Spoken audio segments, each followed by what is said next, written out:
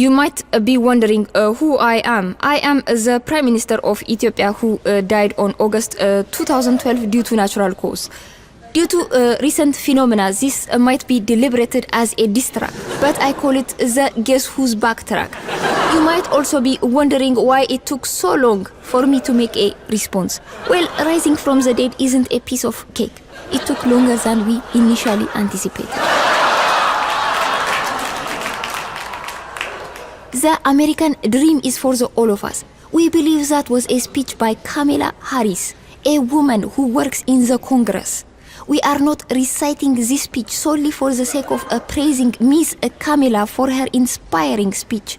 We just want to point out the pronoun as in the sentence "the American dream is for all of us" wasn't described, thereby making the American dream internationally owned like international waters. If the US claims that Miss Kamala acted above her authority of power, we would like to claim compensation for the inconvenience created. It might seem absurd that we are claiming ownership over something your people believed in for years and still believe in, and something that is undoubtedly yours, by making fallacious arguments. Well, this is to exemplify that we have similar situation going on. Injera is ours and we want our patent back. Injera is an Ethiopian flatbread. If loving injera to the extreme we do is wrong, Mr. President, we would like to officially make a statement that we do not want to be right. To see how serious we are about this particular issue, we have stated our slogan repeatedly on different videos. That is what I will do for that injera. Well, I'll tell you what I will do for that injera. Finish my speech, drop the mic, go home and eat that injera. Nevertheless, we would like to point out that we agree the American dream is not a terrible idea to consider. But when you made it difficult to enter the dreamland America, well, Mr. President, you slayed hope of many. Where will our people run to when they are feeling a little bit oppressed? And we don't think that James Truslow Adams would agree, considering that he first coined the term and his father is somewhere from Venezuela.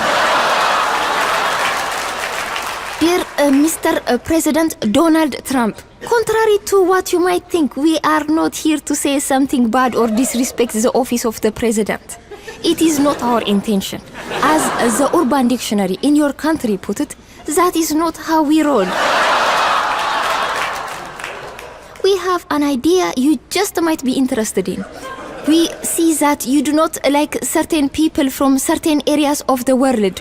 Or maybe you have a terrible lack of getting caught every time you say something that is considered by society as wrong. As you could clearly see, we are trying to sugarcoat the incident. But whatever the case may be, we are willing to help you like them again. Mr. President, like has nothing to do on why we made a response. But we have a feeling we could get along if we tried. And here is why we say such things. The allies who tell you what they are thinking up front are the ones you could count on. At least they will stab you in the front and not in the back. When budget was deducted, $131 million to be exact, it was a wake-up call from the dead. Since I am dead, we hope you get the joke. The answer to the question, are we shitholes? Well, let's agree to disagree. As it is true we have a scarcity of technology and we are heavily dependent on rain for agriculture.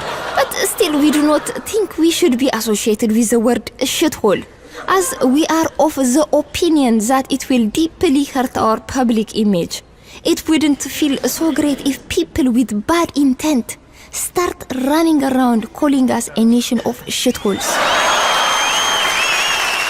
If you refer to history, we were once great. The land of Haile Selassie, and we were one of the 4 civilizations in the world at some point. This seems extraneous to point out since at the present time we seem to be a bit down on our luck. We are not pursuing sympathy here. But the point we are trying to make is we were once great and no doubt we will be great again.